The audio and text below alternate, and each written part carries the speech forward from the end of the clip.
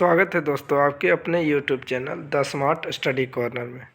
दोस्तों आज हम लोग डिस्कस करने वाले हैं झारखंड मैट्रिक बोर्ड का सामाजिक विज्ञान का मॉडल सेट 2023-24 का न्यू मॉडल सेट, जिसमें कुल 80 पूर्णांक है, जिसमें 52 क्वेश्चन होंगे, 1 से 30 ऑब्जेक्टिव होंगे बहुविकल्पीय, और 31 से 38 8 क्वेश्चन होंगे अति लघु उत्तरीय प्रश्न जो 2 अंक के होंगे, और 6 प्रश्नों का उत्तर देना अनिवार्य होगा। 2 स्किप कर सकते हैं, करना ही है। 39 से 46 में 3 अंक के प्रश्न होंगे जो 6 प्रश्नों का उत्तर इसमें भी देना है। 47 से 52 दीर्घ उत्तरीय प्रश्न जिसमें 4 प्रश्नों के उत्तर देने हैं, 5-5 अंक के होंगे। अभी हम लोग डिस्कस करने वाले हैं ऑब्जेक्टिव प्रश्नों को, देखेंगे इसका किस तरह से इसका सॉल्यूशन है। ठीक है, चलिए लास्ट तक जुड़े रहें और वीडियो को शेयर कर दें जो भी भाई बंधु मैट्रिक एग्ज़ाम लिखने वाले हैं। प्रश्न है, निम्न में से कौन जैव संसाधन है जिसमें जीव है? जैव संसाधन कौन है? संसाधन 2 प्रकार के, जैव और अजैव, जिसमें जान हो। तो यहाँ ऑप्शन है मनुष्य, जल, और भी ऑप्शन देख लेते हैं, सूर्य ताप और लौह अयस्क। तो हमारा जिसमें जीव है वो कौन है? मनुष्य है। तो मनुष्य हमारा जैव संसाधन है, ऑप्शन नंबर ए। अगला प्रश्न है, मानव जीवन की गुणवत्ता और विश्व शांति बनाए रखने के लिए संसाधनों का समाज में कैसा बंटवारा होना चाहिए? अगर मानव जीवन की गुणवत्ता और विश्व में शांति रखना है तो समाज में संसाधनों का जो बंटवारा हो वो कैसा होना चाहिए? न्याय संगत होना चाहिए, किसी को ज़्यादा या कम जैसी समस्या नहीं होनी चाहिए। हमारा अगला प्रश्न है, निकोबारी कबूतर किस जातियों की श्रेणी में आता है? नाम में ही छिपा हुआ है निकोबारी, कहने का मतलब अंडमान निकोबार का कबूतर जनजाति, तो वो हमारा कौन सा हो जाएगा? स्थानिक जनजातियाँ, स्थानिक जनजातियाँ। अगला प्रश्न है, निम्न में कौन सुमेलित नहीं है? कौन यहाँ सही नहीं है? महानदी डैम, महानदी पर हम बोल सकते हीराकुंड परियोजना चलता है, हाँ। टांका एक भूमिगत जल टैंक है। इल्तुतमिश हौज खास का शुरुआत किया था। क्या भाखड़ा नांगल परियोजना गंगा नदी पर है? नहीं, भाखड़ा नांगल परियोजना सतलुज नदी पर है। गंगा या भागीरथी नदी पर टेहरी बांध है। ये हमारा सुमेलित नहीं है, ऑप्शन नंबर डी सही नहीं है। ठीक है, अगले प्रश्न की ओर बढ़ते हैं। हमारा अगला प्रश्न है, रबी फसलों को किस ऋतु में बोया जाता है? रबी फसलों को शीत ऋतु यानी ठंडी में बोया जाता है। कौन सा हमारा सही उत्तर हो जाएगा? शीत में। ठीक है, अगला प्रश्न हमारा आ जाएगा, चाय किस प्रकार की कृषि का उदाहरण है? जीवन निर्वाह कृषि, प्रारंभिक कृषि, रोपण कृषि या झूम कृषि? तो चाय को कौन सा कृषि कहा जाता है? रोपण कृषि, ऑप्शन नंबर सी। अगला प्रश्न है, झारखंड के गुआ और नोवामुंडी में कौन सा खनिज पाया जाता है? झारखंड के गुआ और नोवामुंडी में लौह अयस्क पाया जाता है। ये जमशेदपुर के आसपास का क्षेत्र है। हमारा अगला प्रश्न है, निम्न में से किसका परिवहन पाइपलाइन द्वारा होता है? पानी का, कच्चा तेल का, पेट्रोल उत्पाद का या सभी का? तो आजकल हम लोग गैस वगैरह भी, पेट्रोल वगैरह भी पाइपलाइन के द्वारा कर सकते हैं परिवहन।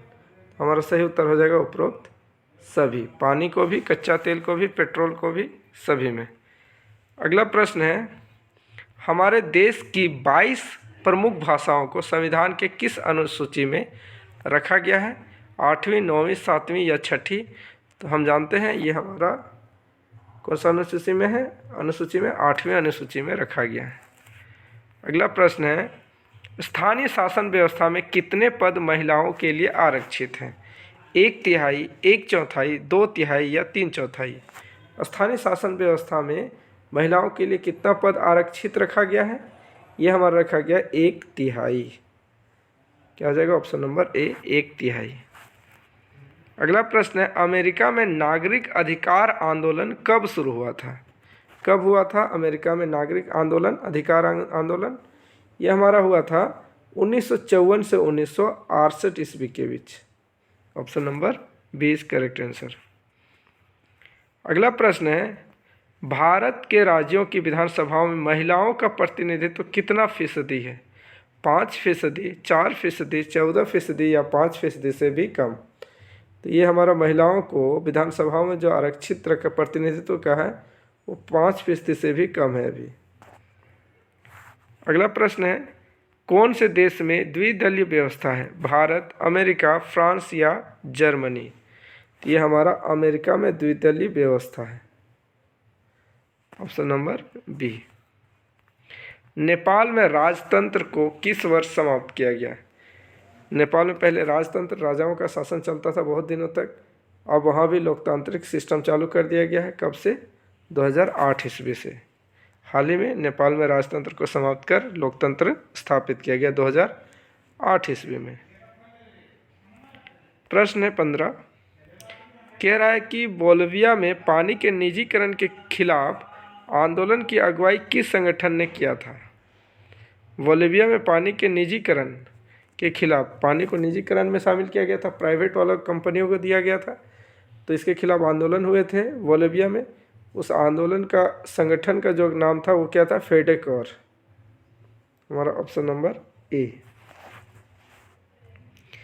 अगला प्रश्न है, केरल में आखिर शिशु मृत्यु दर कम होने का कारण क्या है? सार्वजनिक वितरण प्रणाली का सही क्रियान्वयन हो रहा है, या वहाँ पर उत्तम परिवहन व्यवस्था है, या शिक्षा एवं स्वास्थ्य जैसी मौलिक सुविधाओं का पर्याप्त उपलब्धता है, या उच्च प्रति व्यक्ति आय है?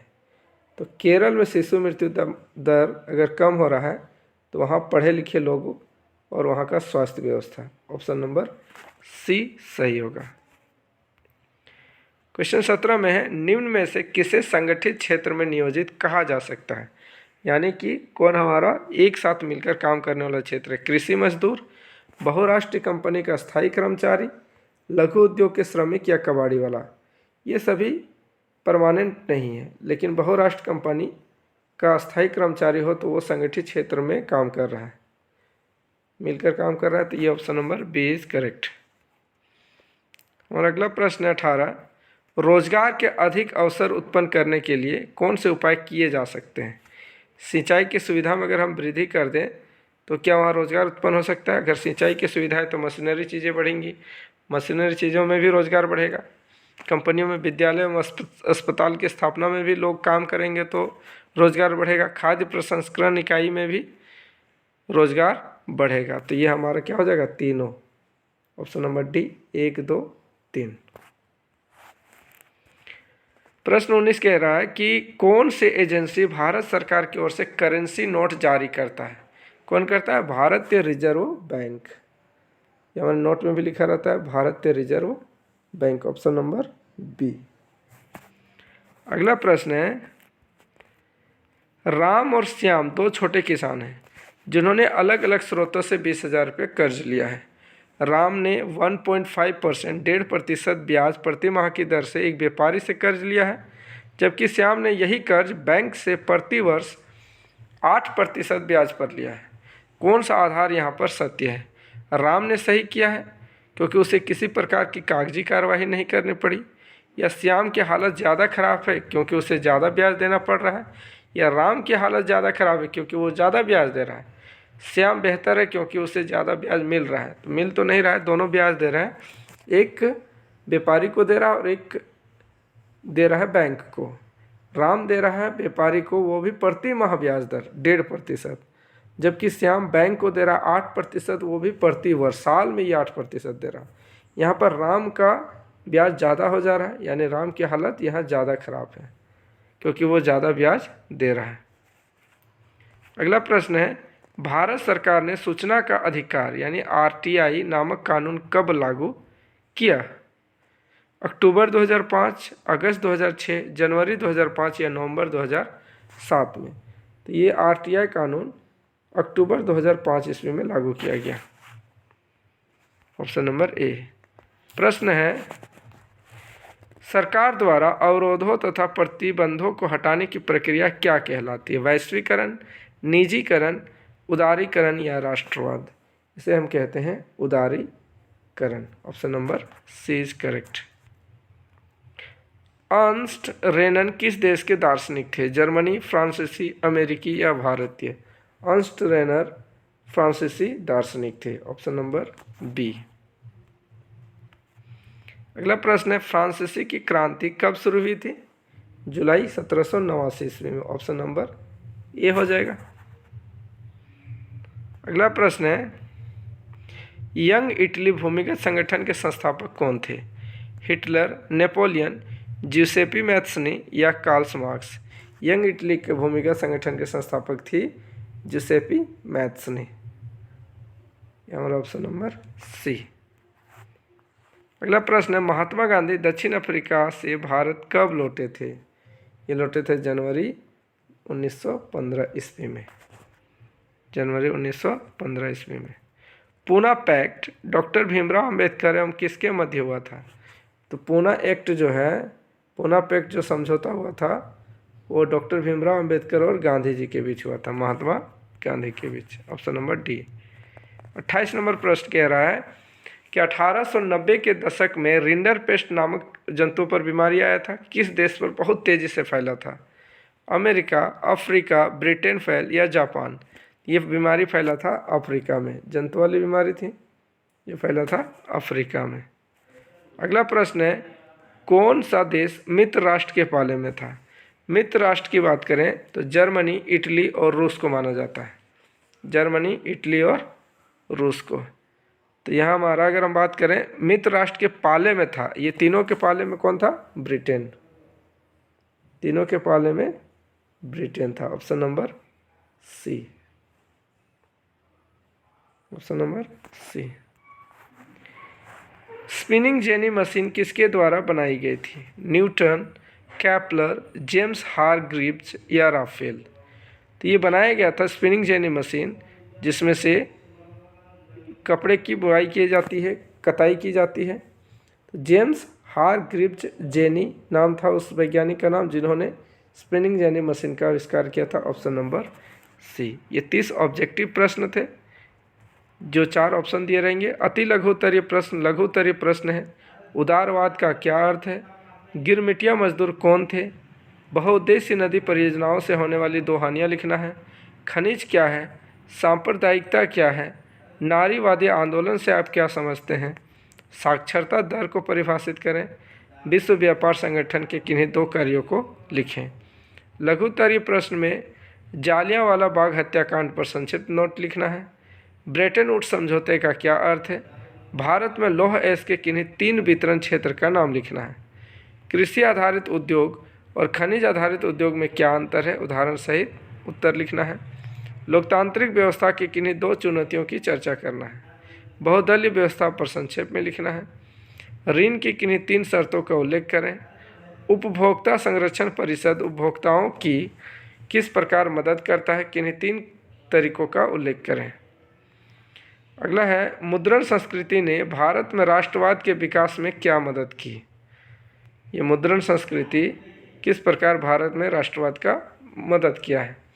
ईस्ट इंडिया कंपनी ने भारतीय बुनकरों से सूती और रेशमी कपड़े की नियमित आपूर्ति सुनिश्चित करने के लिए क्या किया?